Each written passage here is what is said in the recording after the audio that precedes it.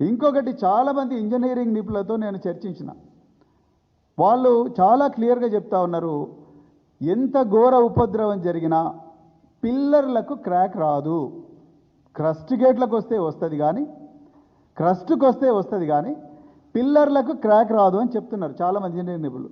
ఎక్కడ కూడా national dam safety authority రిపోర్ట్లో ఈ ఎక్స్ప్లోజన్ థియరీ గురించి ఎక్కడ మాట్లాడలేదు.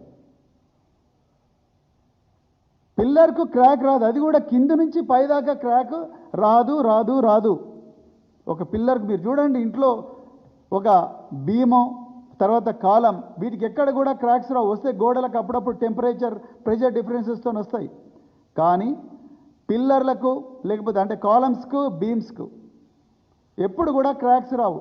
5 సంవత్సరాల వయసున్న కాళేశ్వరంలో ఎంతో గొప్పగా ఈఫిల్ టవర్ కన్నా 7 స్టీల్ వాడి, బుర్జ్ ఖలీఫా కన్నా 7 ఎక్కువగా సిమెంట్ వాడి 24 నెలల్లోనే రికార్డు స్థాయిలో కంప్లీట్ చేసిన ఈ కాళేశ్వరం ప్రాజెక్టులో ఒక్కటే ఒక పిల్లర్ నెంబర్ 20కి కింది నుంచి పైదాకా క్రాక్ వచ్చిందంటే డెఫినెట్గా ఇది పేల్చే కుట్ర ఎవరో చేసింది.